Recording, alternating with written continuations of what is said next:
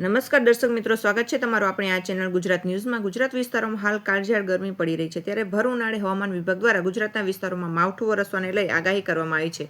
ગુજરાત હવામાન વિભાગ જાણીતા હવામાન અંબાલાલ પટેલ, પરેશ ગોસ્વામી તેમજ અન્ય કેટલાક હવામાન મોડેલો પ્રમાણે પણ ગુજરાત વિસ્તારોમાં ભર ઉનાળે કમોસમી વરસાદ વરસાવી આગાહી કરવામાં આવી છે।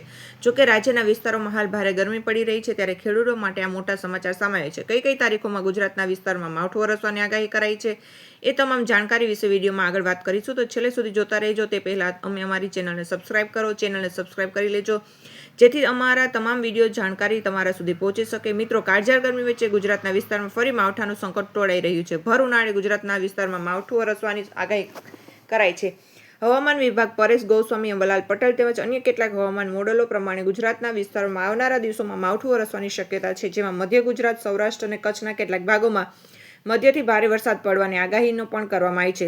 સૌથી પહેલા વાત કરીએ તો હવામાન ખાતા દ્વારા રાજ્યના કેટલાક વિસ્તારોમાં ભર ઉનાળે માવઠું વરસવાની આગાહી કરાઈ છે। હવામાન વિભાગે ખેડૂતોને ચિંતિત કરે તેવી આગાહી કરી છે। આગામી 19 અને 18 માર્ચના રોજ રાજ્યના કેટલાક ભાગોમાં અને તેમાં પણ ખાસ કરીને સૌરાષ્ટ્ર, કચ્છ, દક્ષિણ ગુજરાત અને ઉત્તર ગુજરાતના અમુક જિલ્લાઓમાં કમોસમી વરસાદ વરસવાની હવામાન વિભાગ દ્વારા આગાહી કરાઈ છે।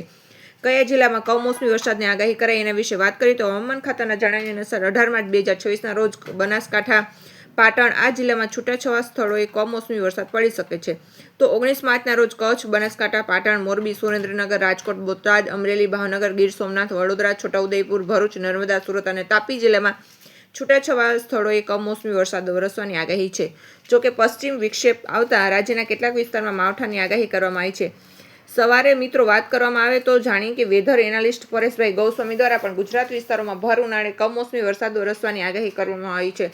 પરેશભાઈ ગોસ્વામીએ જણાવ્યું હતું કે પશ્ચિમી વિક્ષેપો ગુજરાત ઉપરથી પસાર થતાં એક અસ્થિરતા બની રહે તેમજ અરબ સાગરની અંદર પણ એક સર્ક્યુલેશન જોવા મળી રહ્યું છે। આ તમામ પરિબળોને પરિણામે 18 માર્ચથી ગુજરાતના વાતાવરણમાં પલટો આવવાની શક્યતા પરેશભાઈ દ્વારા જણાવવામાં આવી છે, જેમાં તેઓએ જણાવ્યું છે કે આ દરમિયાન ગુજરાતના મોટાભાગના વિસ્તારોમાં વાદળછાયું વાતાવરણ રહેશે। ખાસ કરીને 19 માર્ચથી 4 દિવસ સુધી માવઠા ઝાપટા પણ પડશે। ખાસ કરીને 19 અને 20 માર્ચ એમ 2 દિવસ સુધી માવઠાની તીવ્રતા વધારે રહેશે, જે બાદ જેમ જેમ દિવસ વીતતા જશે તેમ તેમ ઝાપટાની તીવ્રતા ઘટતી જશે। જોકે 19 અને 20 માર્ચ દરમિયાન સૌરાષ્ટ્ર, કચ્છ, મધ્ય ગુજરાત, દક્ષિણ ગુજરાત સહિત રાજ્યના મોટાભાગના વિસ્તારમાં ઝાપટા નોંધાઈ શકે છે। જોકે કેટલાક ભાગોમાં સામાન્ય ઝાપટા આવશે તો અમુક જગ્યાએ સામાન્ય કરતાં વધારે ઝાપટા પડી શકે તેવી શક્યતા પરેશભાઈ ગોસ્વામી દ્વારા વ્યક્ત કરવામાં આવી છે। તે સિવાય જો મિત્રો વાત કરવામાં આવે તો જાણીતા હવામાન અંબાલાલ પટેલ દ્વારા પણ ગુજરાત વિસ્તારોમાં માવઠું વરસવાને લઈ મોટી આગાહી કરવામાં આવી છે, જેમાં તેઓએ પણ કાળઝાળ ગરમી વચ્ચે રાજ્યમાં ફરી એકવાર માવઠાનું સંકટ તોડાઈ રહ્યું હોય એવું જણાવ્યું છે। જોકે આ ખેડૂતો માટે માઠા સમાચાર છે।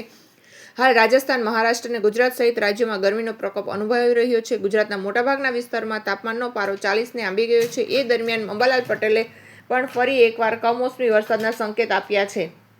હવામાન સુનાત અંબાલાલ પટેલ જણાવ્યું છે કે આગામી દિવસોમાં ઘણા ભાગોમાં પ્રી મોન્સૂન એક્ટિવિટીના ભાગરૂપે માવઠું થઈ શકે છે। 15 માર્ચ બાદ રાજ્યના વાતાવરણમાં પલટો આવશે। 14 માર્ચની આસપાસ દેશના ઉત્તર પર્વતીય પ્રદેશમાં પશ્ચિમી વિક્ષેપ આવશે, જેની અસરથી કમોસમી વરસાદનું અનુમાન છે। અંબાલાલ પટેલ ખાસ તો કચ્છના ભાગોમાં વરસાદની શક્યતા વ્યક્ત કરી છે। તે ઉપરાંત બનાસકાંઠા, સાબરકાંઠા, અરવલ્લી, પંચમહાલ અને પૂર્વ ગુજરાતના ભાગો તેમજ મધ્ય ગુજરાત, પશ્ચિમ સૌરાષ્ટ્ર કેટલાક ભાગોમાં પણ વાદળછાયા વાતાવરણ વચ્ચે છૂટોછવાયો હળવો વરસાદ પડે શક્યતા છે।